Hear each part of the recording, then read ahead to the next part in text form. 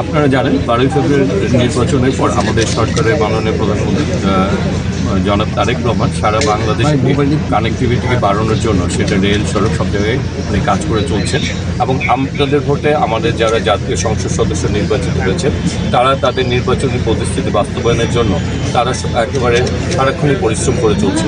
আজকের আমাদের এখানে আসাই কিন্তু আপনাদের নির্বাচিত সংসদ সদস্যের আমন্ত্রণে এবং শুধু আমন্ত্রণে না, তিনি চেয়েছিলেন এটা বাস্তবায়ন চান। যে কারণে আমাদের যোগাযোগ মন্ত্রণালয়ের মাননীয় সচিব এখানে আছেন, আমাদের চিফ ইঞ্জিনিয়ার আছেন, আমাদের মন্ত্রণালয়ের উচ্চপদস্থ কর্মকর্তাবৃন্দ রয়েছেন, এখানে জেলা প্রশাসক রয়েছেন, এসপি রয়েছেন। তার মানে কি, আমরা নির্বাচনে আমাদের সংসদ সদস্য যে সকল প্রতিশ্রুতি দিয়েছেন আমরা সেগুলি বাস্তবায়ন করতে চাই। সেই জন্যই আমাদের আজকে এই ছুটে চলা। আমাদের আপনি যে কথাটি বলেছেন 2002 সালে যে কাজটি শুরু হয়েছিল, বিগত ফ্যাসিস্ট সরকার সেই কাজগুলি উন্নয়ন কাজগুলি করতে চায়নি, শুধুমাত্র বিএনপি সেই কাজগুলি শুরু করেছিল। আমরা উন্নয়নকে ধারাবাহিকতা রক্ষা করতে চাই, আমরা এই উন্নয়নগুলি ইনশাল্লাহ বাস্তবায়ন করতে চাই।